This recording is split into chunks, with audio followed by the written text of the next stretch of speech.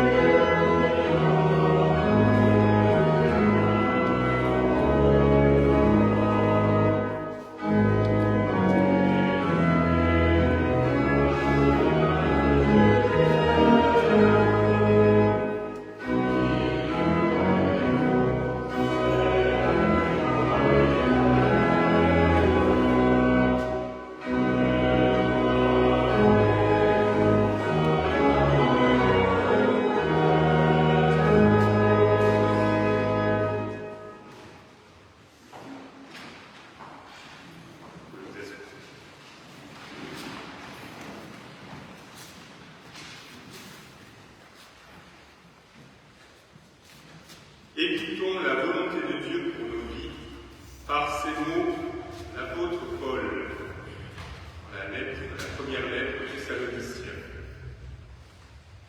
Soyez en paix entre vous. Nous vous y exhortons, frères et sœurs. Remettez dans le droit chemin les égarés. Réconfortez les craintifs. Soutenez les faibles. Soyez patients envers tous. Faites également que personne ne rende le mal pour le mal, et entre vous comme à l'égard des autres, soyez constamment recherche de ce qui est bon. Réjouissez-vous toujours, ne cessez jamais de prier, rendez grâce à tout. Telle est pour vous la volonté de Dieu en Jésus-Christ.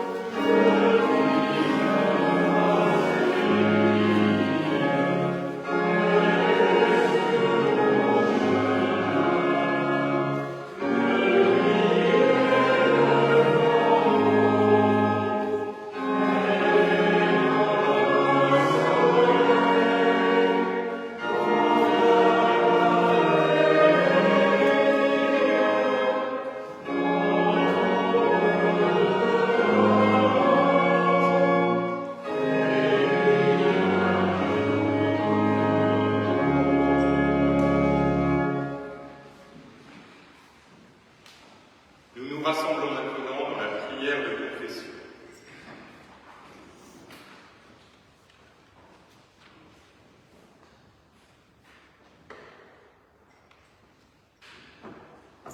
Seigneur, apprends-moi à me tourner vers toi, même si je ne sais pas encore regarder. Seigneur, tu es ma force, même si je ne sais pas te saisir. Seigneur, tu es mon salut, même si je ne sais pas croire. Seigneur, tu es mon pardon, même si je ne sais plus me repentir. Seigneur, tu es amour, même si je ne sais pas aimer. Loué sois-tu. Amen.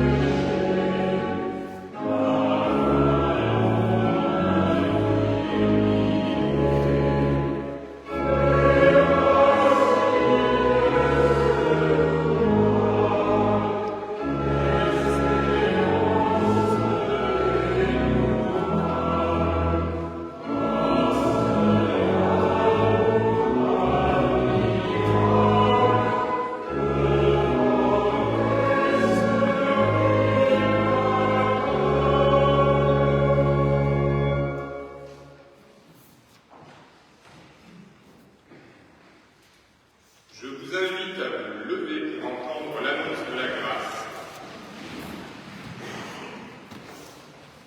Je vous en propose ce matin une version que l'on pourrait être tenté de qualifier de profane, qui dépend de la portée qu'on lui donne.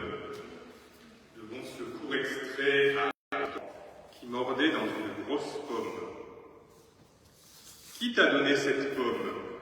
Lui ai-je dit. Il m'a répondu, je ne sais pas, c'est tombé de l'arbre, c'est le vent, c'est personne.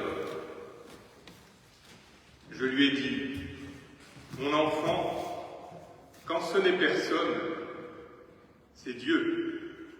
Et j'aurais pu ajouter, et quand c'est quelqu'un, c'est Dieu encore. Et nous chantons le cantique 270 en entier.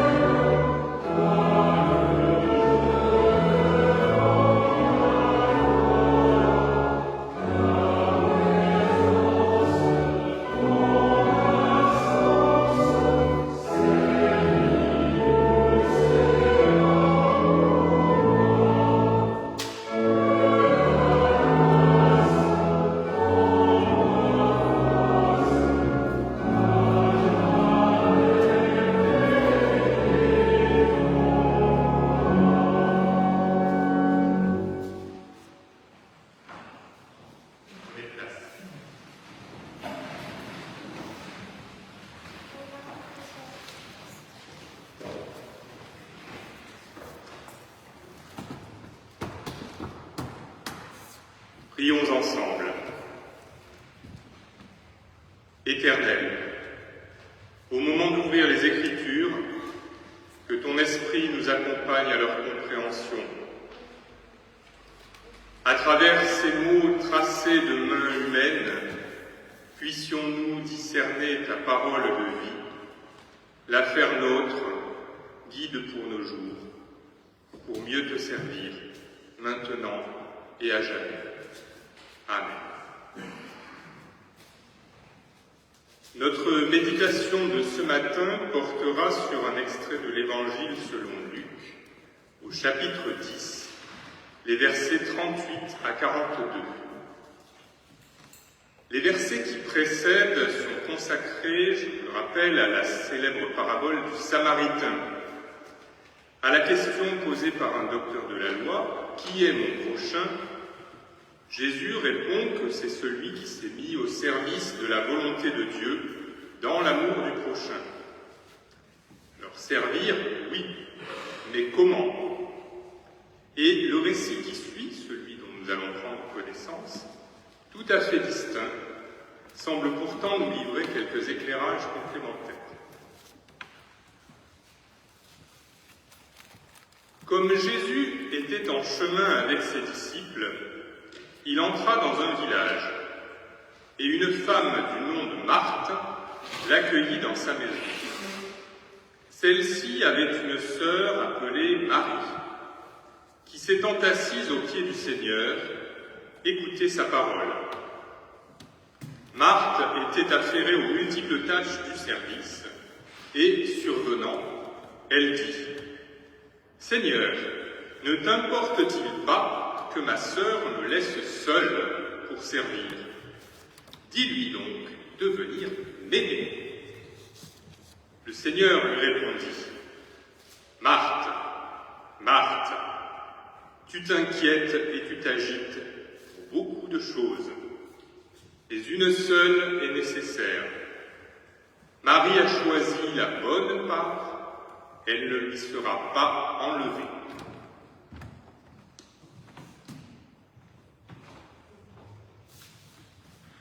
Jésus est en chemin. La parole incarnée est en mouvement. Elle est dynamique. Elle se dirige. Elle se dirige vers où exactement? Pas vers une austère et sacerdotale synagogue, mais vers une maison, dans un environnement familier, dans l'intimité d'un quotidien. Jésus porte jusqu'à nous la parole au cœur de nos vies, et pas seulement dans le cadre délimité de quelques lieux dédiés au culte ou à l'enseignement. Dès lors que nous voilà prêts à lui ouvrir notre porte, à le recevoir, Jésus est chez lui, chez nous. Ici, c'est chez deux femmes qu'il se rend.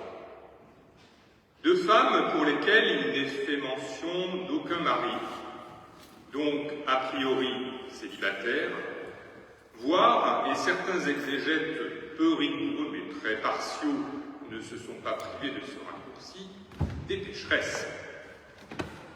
Il faut en tout cas souligner l'incongruité du séjour de Jésus chez deux femmes hors de la norme sociale. Ce constat complète donc le premier que nous venons de poser. Jésus est chez lui, chez nous, et de surcroît, qui que nous soyons, où que nous en soyons. Le récit pourrait très bien s'arrêter là, et ce serait déjà beaucoup. Pourtant, les faits se singularisent aussi avec la posture respective de l'une et l'autre femme. Marthe virevolte, se démène entre le fourneau et ses invités inopinés, le maître et ses disciples, au moins 13 hommes attablés, au confort et à la satiété desquels il faut veiller. Quoi de plus normal? L'hospitalité est un devoir constitutif du judaïsme. L'accueil des 3 envoyés de l'Éternel auprès d'Abraham, sous les chaînes de Mamré, fonde cette tradition millénaire, dont la mise en œuvre incombe en réalité à Sarah, que le patriarche s'empresse d'envoyer pétrir et cuire des gâteaux pour nourrir ses hôtes. Pas d'époux chez Marthe. C'est donc elle qui assure et l'accueil et l'intendance. Et puis, il faut bien qu'elle travaille, elle, puisque sa sœur, assise aux pieds de Jésus, ne semble guère vaillante.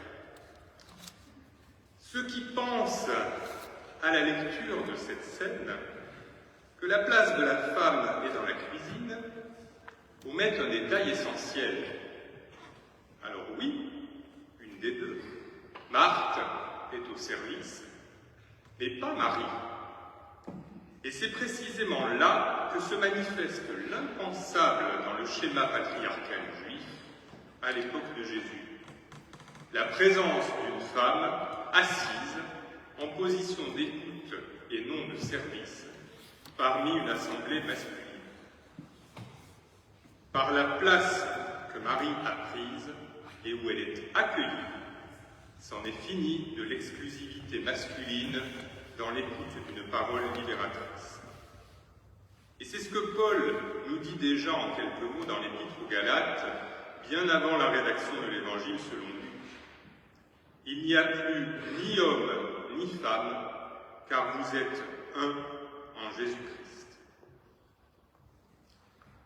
Marthe, elle, est bien loin de ces considérations.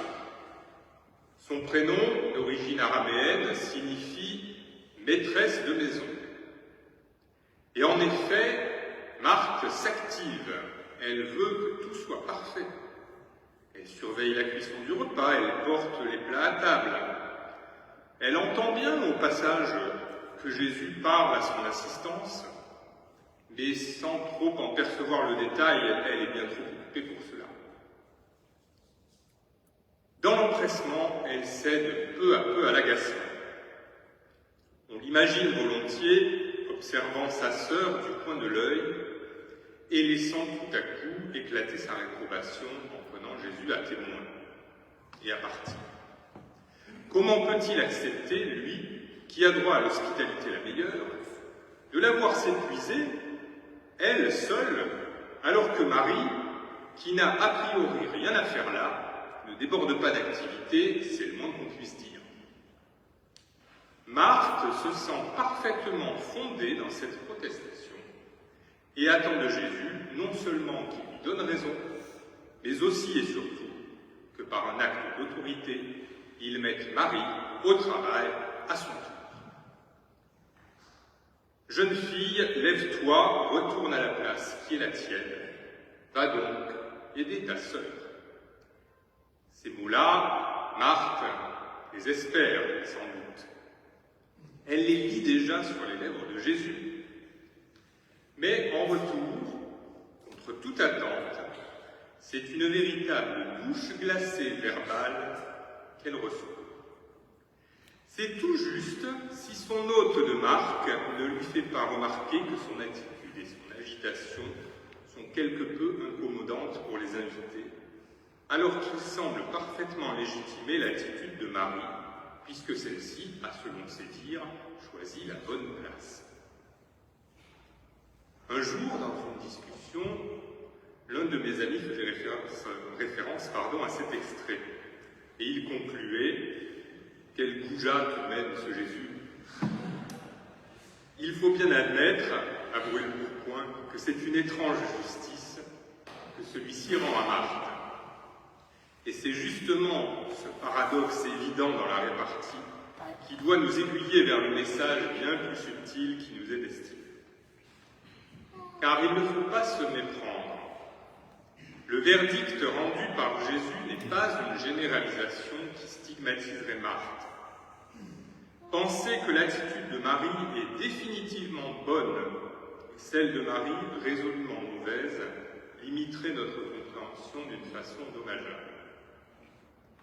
Les mots prononcés par Jésus ne valent en effet que dans l'ici et maintenant de l'épisode décrit.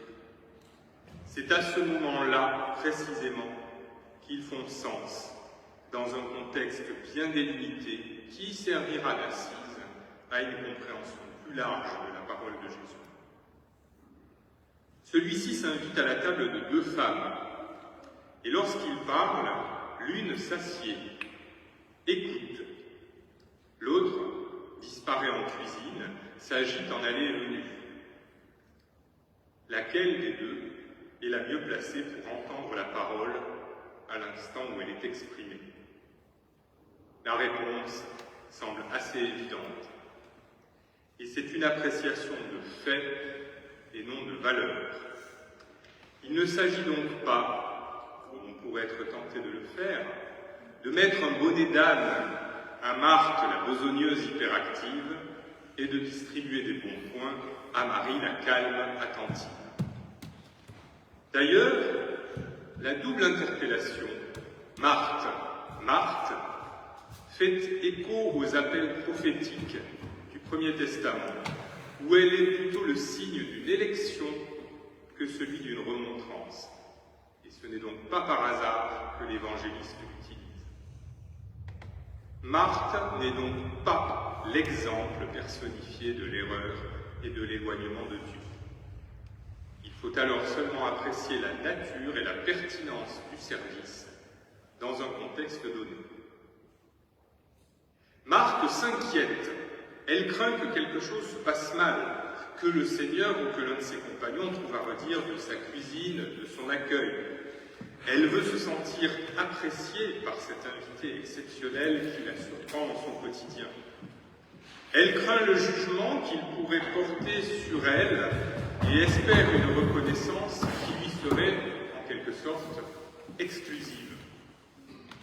Dans cette exigence et dans cet empressement, Marthe oublie qu'elle doit placer sa confiance en Jésus et ses compagnons, mais aussi se faire elle-même confiance.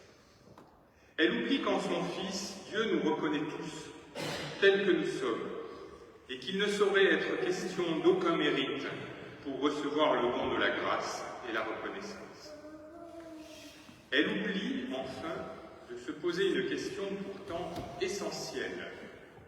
Le Christ, qu'attend-il de moi? Suis-je en train de répondre à son attente ou, à vouloir trop en faire, ne suis-je pas en train de passer à côté de quelque chose d'autre? Marthe s'agite, beaucoup même. Est-ce bien le moment? Il y a un temps pour toute chose sous les cieux, nous rappelle l'antique sagesse de Coëlette. Et c'est également ce que nous dit à sa manière un autre illustre prédicateur, quelques siècles plus tard, un illustre prédicateur nommé Jésus. Pour être reçu, la parole ne doit pas seulement être entendue, mais bel et bien écoutée. Or, l'écoute suppose de laisser un espace à la parole, dans l'apaisement, un espace que l'action pour l'action ne doit pas envahir.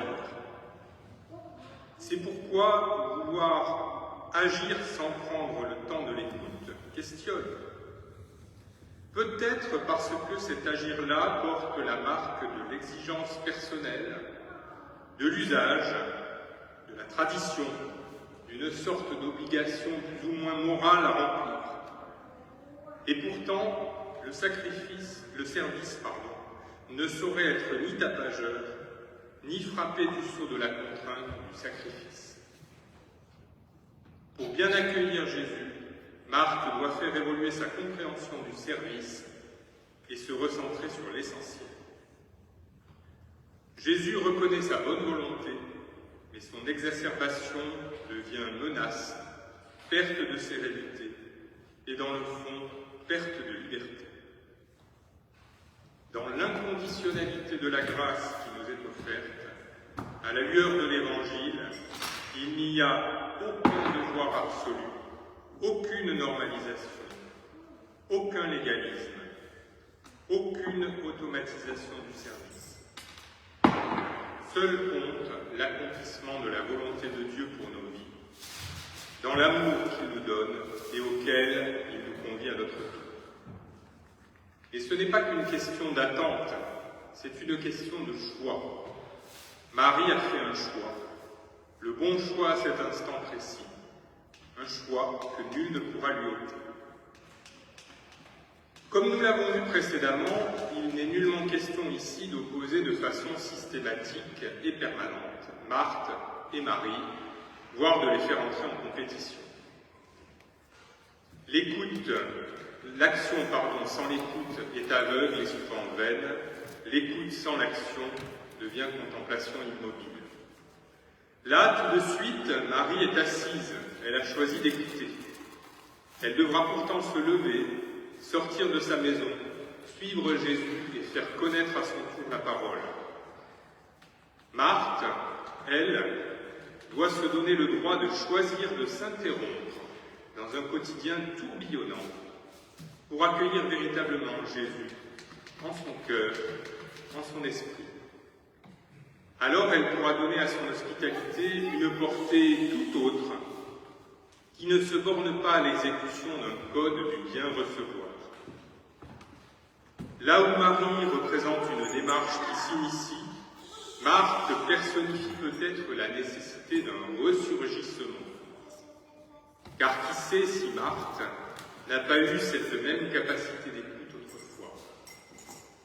Il lui faut alors s'en souvenir et réapprendre à y faire place. Nous le voyons bien, les deux sœurs sont en réalité très complémentaires et elles sont même indissociables. Le pasteur Louis Pernaut écrivait dans un article d'Évangile et Liberté en 2014 « Il n'y a pas à choisir entre Marthe et Marie, nous sommes Marthe et Marie. » Mais, au fait, nous avons parlé de Jésus, de Marthe, de Marie. N'aurions-nous pas oublié quelqu'un, quelques-uns? Jésus n'est pas arrivé tout seul. Où sont donc passés les disciples? A priori, ils sont bien là, assis autour du repas. Mais le fait que très rapidement, à l'intérieur du texte, ils ne soient même plus désignés, doit également nous questionner. Que font-ils donc? Ils ne sont guère agités, puisqu'on ne les signale même plus, sauf à se restaurer, ce qui paraît assez logique. Écoutent-ils vraiment l'enseignement de leur maître? Rien n'est vraiment sûr. Ce sont des témoins silencieux, ni actifs ni inactifs, pas vraiment très attentifs aux paroles de Jésus probablement, et surtout à l'échange qui se déroule. Alors oui, ils sont présents, mais finalement peu réceptifs et non impliqués.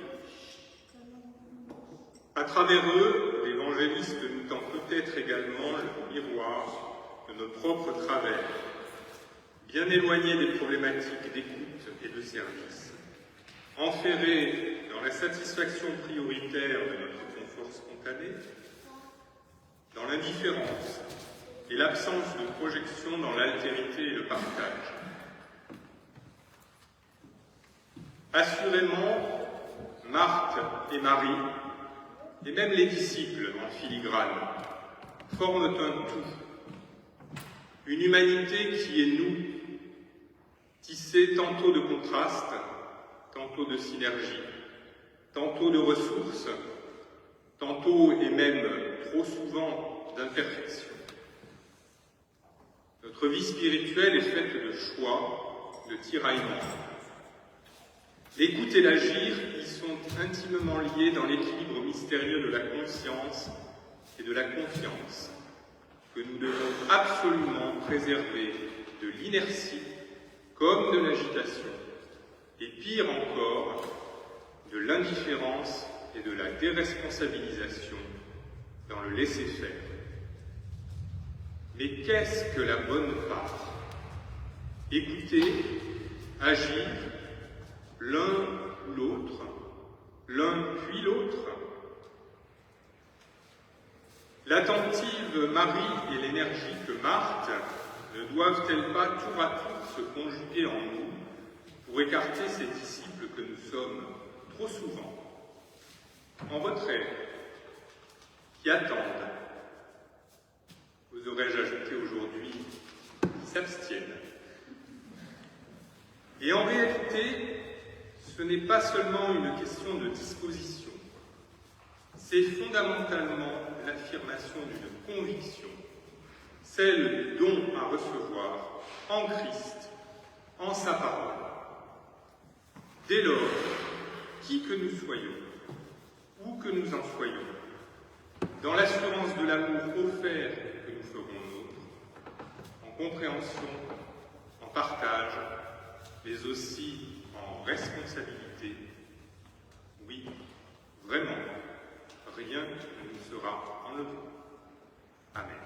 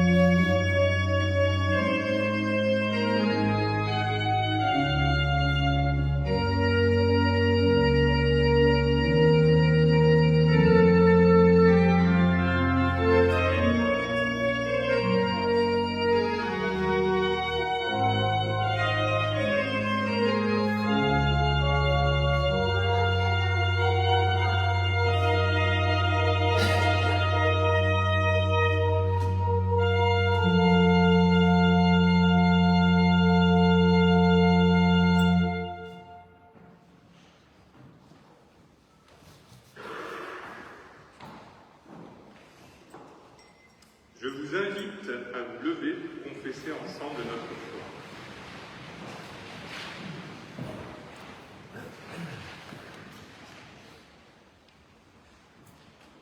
Père, par la foi que Jésus, de ta part, nous a enseigné, portes le monde et d'un coup d'aile franchis les abîmes. Par la foi qui met notre main dans ta main, nous te remettons toutes choses. Nous pouvons travailler sans crainte à l'œuvre humaine, car l'amour divin est en nos mains.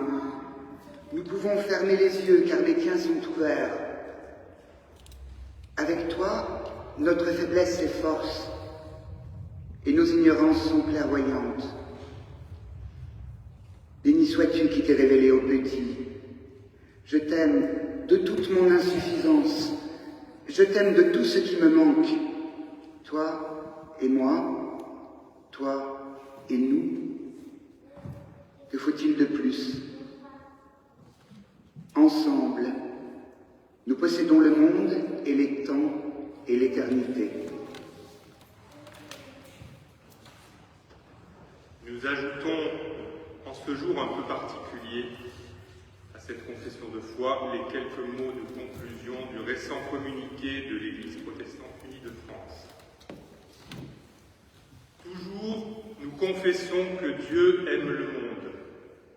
Cet amour nous conduit à résister à tout ce qui défigure l'être humain.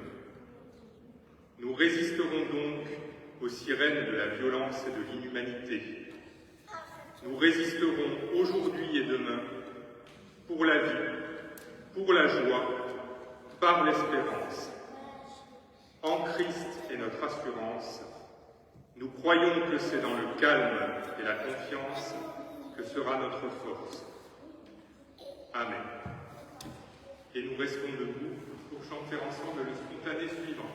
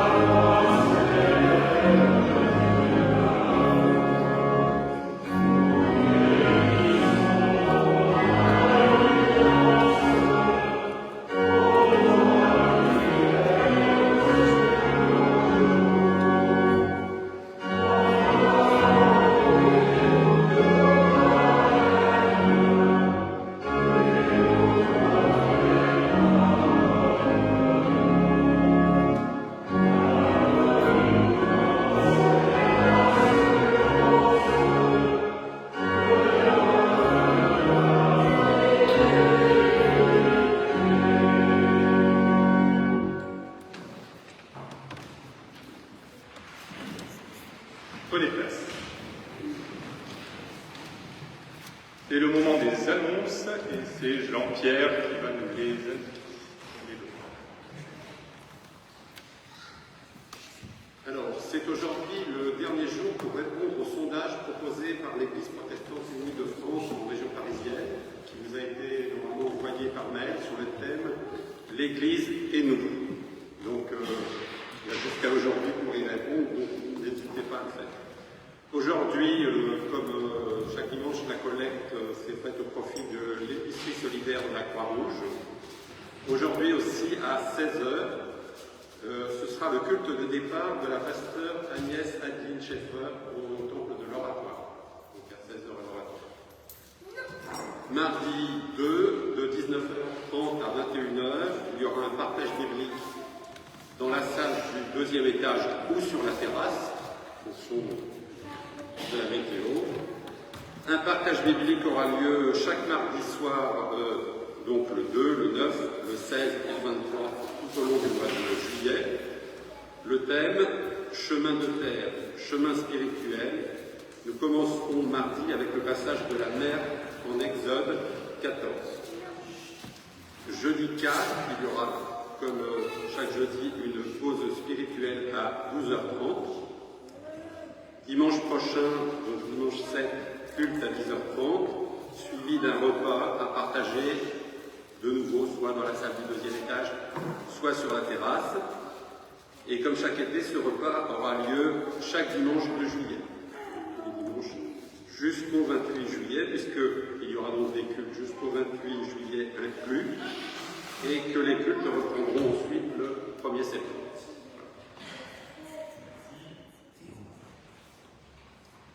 Eh bien, voici venu le moment de l'offrande. Ah, Fabrice, vous voulez ajouter quelque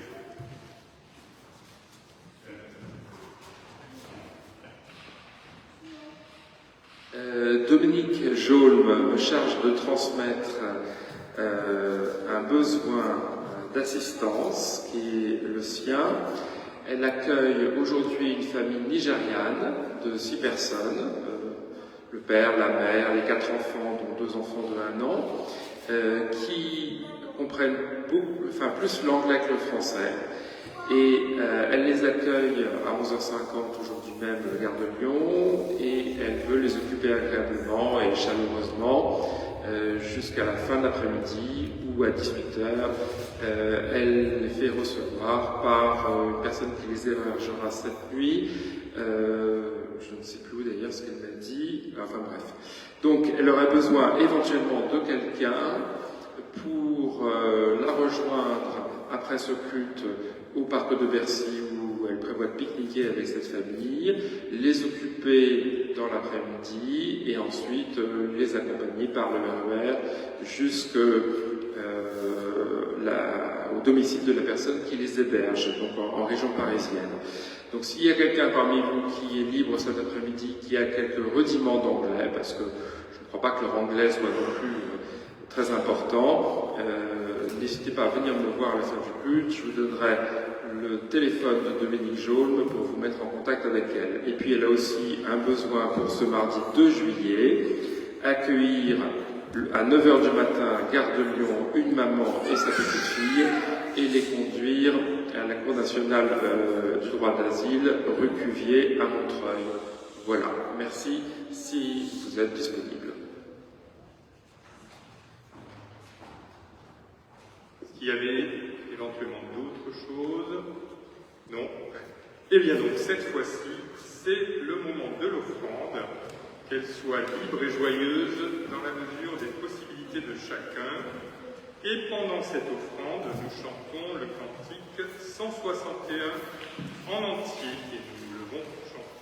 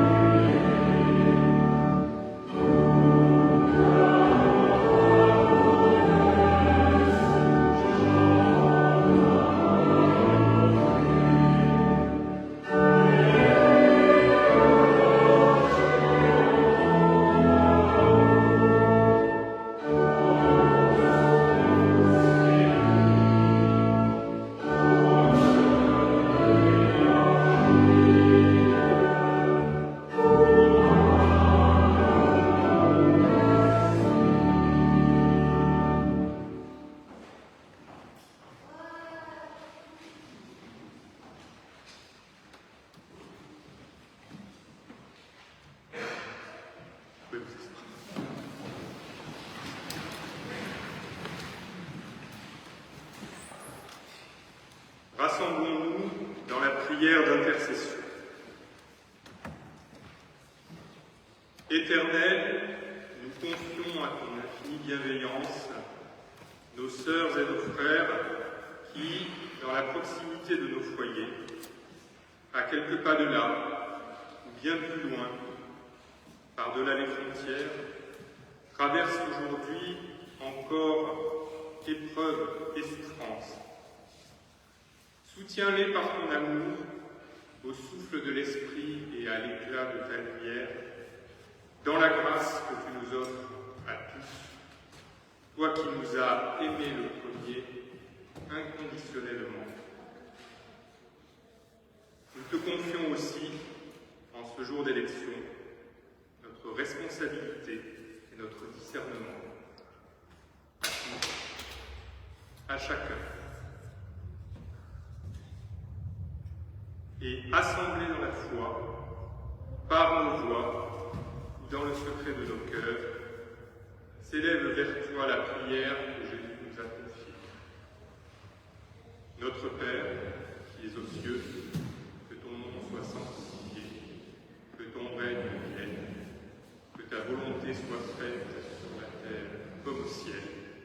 Donne-nous aujourd'hui notre pain de ce jour. Pardonne-nous nos offenses, comme nous pardonnons aussi ceux qui nous ont offensés. Ne nous laisse pas entrer en tentation, et délivre-nous du mal, car c'est à toi qu'appartiennent le règne, la puissance et la gloire pour les siècles des siècles. Amen. Je vous prie de vous lever pour entendre l'exhortation, et nous resterons debout pour le dernier spontané et la bénédiction. Écoutons ces mots de l'apôtre Paul dans l'Épître aux Galates. Frères et sœurs, c'est à la liberté que vous avez été appelés. Seulement, ne faites pas de cette liberté un prétexte pour suivre les désirs de votre nature propre. Au contraire, soyez, par amour, serviteurs les uns des autres.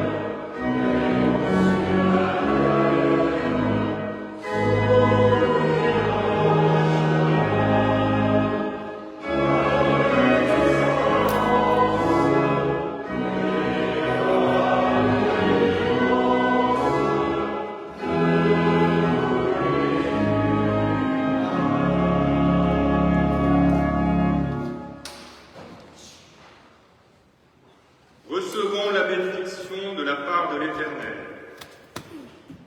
Comme la pluie et la neige descendent du ciel et n'y reviennent pas sans avoir abreuvé la terre, sans l'avoir fécondée et fait germer, sans avoir donné de la semence au semeur et du pain à celui qui a faim, ainsi en est-il de ma parole. Elle ne revient pas à moi sans effet, sans avoir fait ce que je désire, sans avoir réalisé ce pourquoi je l'ai envoyé. Oui, vous sortirez dans la joie et serez conduits dans la paix. Les montagnes et les collines éclateront de joie devant vous, et tous les arbres des champs battront des mains. Au lieu des buissons poussera le cyprès, au lieu de l'ortie poussera le myrte. Ce sera pour l'Éternel un nom, un signe perpétuel qui ne vous sera pas retranché. Amis, frères et sœurs, allez dans la paix et dans la joie.